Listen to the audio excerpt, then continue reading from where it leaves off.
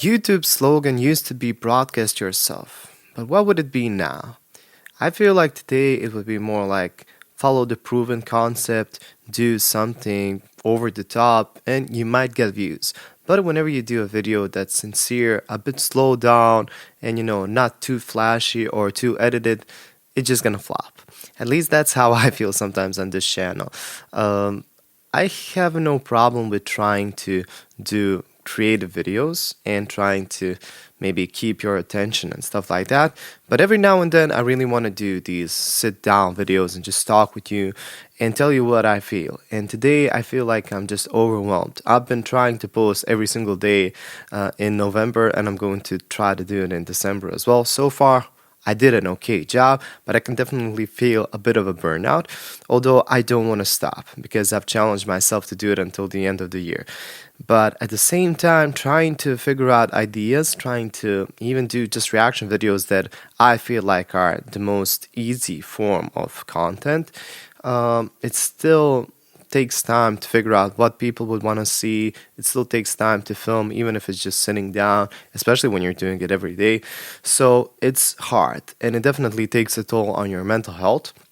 But what I really want to talk about is remember the last time when you just slowed down, Last time that I really slowed down was actually during the COVID period.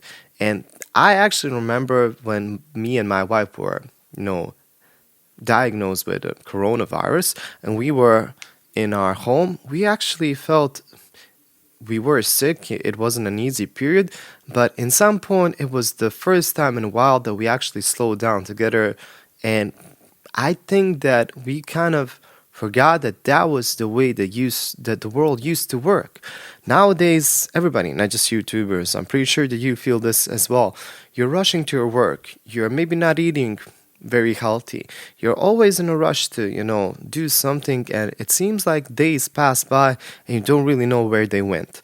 And I have this fear of not doing my best or not leaving my best work out there and eventually being forgotten.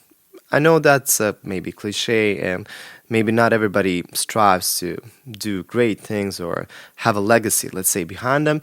But at the same time, and I know that people won't remember me maybe in 100 years. That's a different thing, like maybe we'll forget everybody.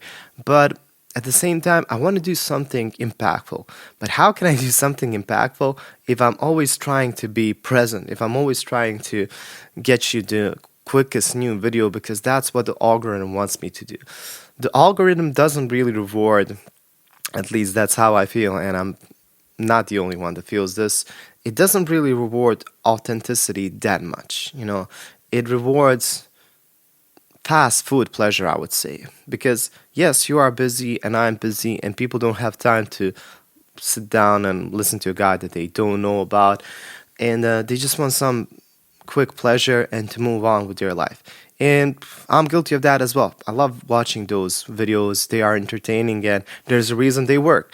But at the same time, every now and then, and more often than not, I crave for something real. I crave for human feelings and interaction. And unfortunately, it's getting harder and harder to find that in real life as well.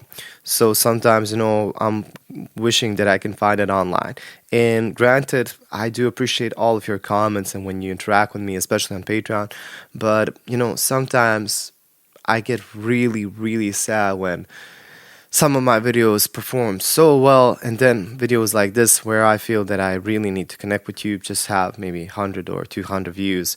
And that's another thing, like, what other job do you know that has this public way of validation? I've gotten comments saying, like, when I have a video that basically flops in the terms of everybody's eyes, when you look at the numbers, it's a flop. Although the video could be maybe better than anything else that I put down. Sometimes people comment like, how does this guy have over 200k subscribers and only gets like 100 views per video at some videos? And then other comments like, oh, he bought subscribers. I haven't bought it. Shit, I haven't bought a single subscriber. I haven't bought a view ever. I did do a couple of ad.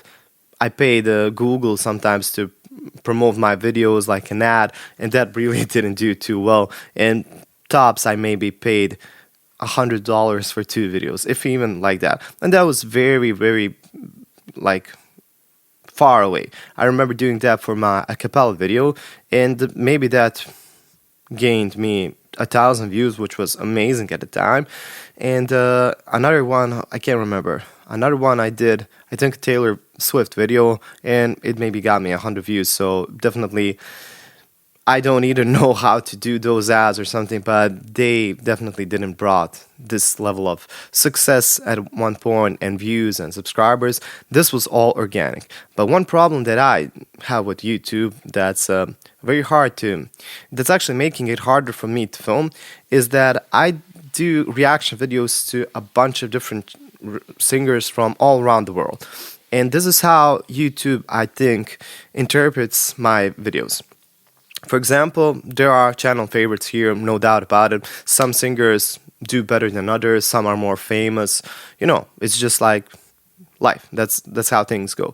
But if one of my videos performs well, then another one about a different singer or whatever doesn't really perform well, then YouTube thinks that my audience is not really interested anymore. Although that's a completely different set of audience. Yes, they're interested in singers. Yes, they're interested maybe in vocal stuff, but it's not the same singer. It's not the same, crowd. So it's getting really harder for them to recommend my channel because they don't really know what to expect. One video does completely well, the other one flops. And I mean, if I was the algorithm, I would be confused as well. I wish that everybody was interested in all of the singers as I am, because I really enjoy talking about vocal performances and live performances and stuff like that, about music in general, but they're not. And I could be a channel that only talks about one singer, but I don't really want to do that. Or I could be a channel that I don't really know. I guess that channels that really make it on YouTube always have this one theme, like they either make people always laugh or they're really educational, and maybe it's me crafting the videos poorly, and I can understand that. But as I already said, I don't find it very rewarding for either of us if I make the video explosive and grab you in the first 30 seconds and make it all snappy and stuff, especially when it comes to singing. That this is not a format where I'm going to do, today I did this, and it's not a challenge format, and I find it hard to do that in these sorts of videos. Again, I would like to improvise a bit, or not improvise, but experiment with other video topics. And I do like that the video that I did about auto-tuning singers did okay, and I would like to go into different, like specters of these kind of topics. But the other thing the reason that I really, really started YouTube channel when I actually created it is because I wanted to share my own songs. But I don't really see that happening if I'm only talking about different singers, and when I do these kind of videos, nobody gives a shit. So I already have one song that's recorded and that's basically ready. I would like to shoot a video for it, but sometimes I feel like who would care? Like nobody would care, and I know that you just have to do it sometimes, but I feel that sometimes I'm maybe going into a different direction and I would like to do something else. But at the same time, there are proven concepts on my channel, there are unproven concepts, and I just think that sometimes if I were to make a completely new channel with some other video ideas, I think they would do better. But this time, this is how I imagine that things are going on. I post a video, and YouTube recommends it to my subscribers, and since not all of my subscribers are interested, or not most of my subscribers are interested in a certain topic, for example in a certain singer, then it feels like, oh no, this video is bad, we're not going to recommend it further, But when I actually do a video that subscribers already watch, or singer that is already popular on my channel, then it can perform well. But it was actually better when I had fewer subscribers. I can say that, for sure.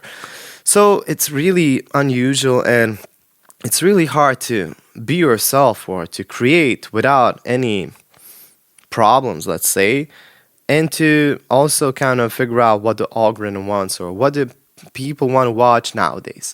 So I'm still learning, although I've been posting videos for about 3 years constantly. I don't think I've ever missed a week, and nowadays I'm posting even daily for these 2 months.